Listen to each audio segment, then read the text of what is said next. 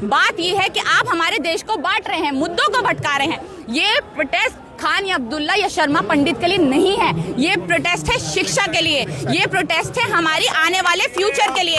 ये बात है हमारे को बांटने के लिए नहीं, एके में रखने के लिए। ये एका है तभी वहाँ पर जुनैद जो हैं वो हमारे लिए खाने की व्यवस्था करा रहे हैं। एक जो मैं दलित हूँ, यहाँ पर हम खाने के लिए सामान लेकर आ रहे हैं। जो एक सिख है, ये होता है भारत में एका, और हमें एका ही बनाना है। अगर आप लोग भी इस तरीके की बात करेंगे कि अब्दुल पंचर बनाता है या ये करता है या वो, अरे देश के प्रधानमंत्री तो टोपी देखकर, कपड़े देखकर भी पहचान जाते हैं। हमारे देश के प्रधानमंत्री अगर पढ़े लिखे होते तो इस तरह के निचली स्तर की बात वो कभी करते ही नहीं। तो अगर पहले प्रधानमंत्री तो मौन रहते थे, आज प्रधानमंत्री अगर विदेशों में जा रहे हैं तो कितने भी मौन रहते थे, कितने भी मौन रहते थे, पर प्रेस कॉन्फ्रेंस करना जानते थे। वो डरपोक तो एटलीस्ट नहीं थे। कितने भी मौन थे पर मीडिया के सामने बैठना जानते थे। कितने भी बोल रहे हैं ना, आपको ये मौन थे। उन्होंने हमारे भारत में, जब पूरे दुनिया में मंदी की हालत थी, हमारे भारत को नीचे नहीं झुकने दिया, हमारे भारत की जीडीपी को नीचे नहीं झुकने दिया। वो थे मनमोहन सिंह। ये क्या मनमोहन सिंह की, ये क्या नेहरू की, क्योंकि समझ नहीं आता ना,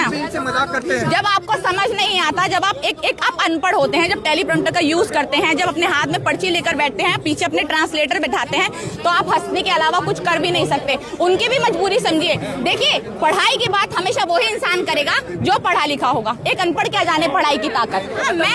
वही तो बात है कि ये रीशफल कर रहे हैं। घमंड देखिए इनका कि अभी भी पार्लियामेंट रीशफल हो रहा है, पर ये इंसान इस्तीफा नहीं देगा।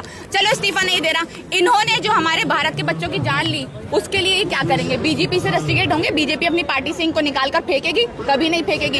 ये तो वो पार्टी है जो रेपिस्टों को अपने पार्टी में कैबिनेट में बैठाती है। ये वो पार्टी है जो मर्डरर्स को माला पहनाकर उनका स्वागत करती है। आप इस पार्टी से क्या ही हम इस पार्टी से एक्सपेक्ट करें कि हाँ, ये पार्टी तो हमारे लिए सब कुछ करेगी। भारत के प्यार को, भारत की मोहब्बत को छीना है, लोगों में नफरत फैलाई है।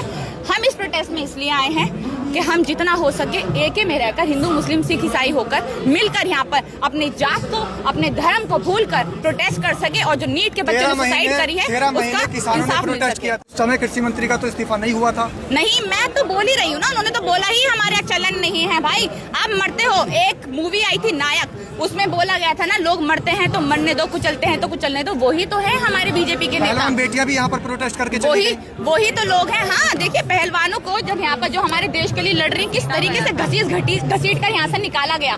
हमारे भारत में जो भारत का नाम, रेल मंत्री का इस्तीफा नहीं होगा। अरे वो तो उनका ऑफिस ही है बाहर। ये देखिए कितने चौड़ में उनके फोटोज लगते हैं। एक रेपिस्ट के जिसने मोलेस्टेशन का केस जिसके ऊपर लगा है, जिसने मोलेस्ट किया है हमारी ही लड़कियों को, उनका फोटो चौड़ में लग रहा है। अब आप ये सोचिए, जो इतनी बड़ी हस्तियां जो हमारे देश की हैं, जो हमारे भारत के लिए लड़ रही हैं, हमारे भारत का नाम रोशन कर रही है, इनके साथ जब ऐसा हो रहा है तो भारत की बेटियों के साथ क्या हालत होगी?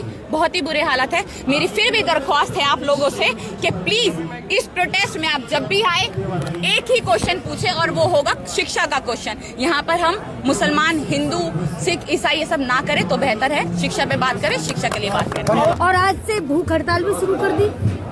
देखिए, भूख हड़ताल शुरू हो गई है, बट मुझे देखते हुए बुरा लगेगा अगर ये प्रोटेस्ट खत्म हुआ ऐसे ही। सोनम वांगचुक जी पहले जो भूख हड़ताल करी थी, उसकी वजह से उनको बहुत लंबे टाइम तक जेल में रहना पड़ा था।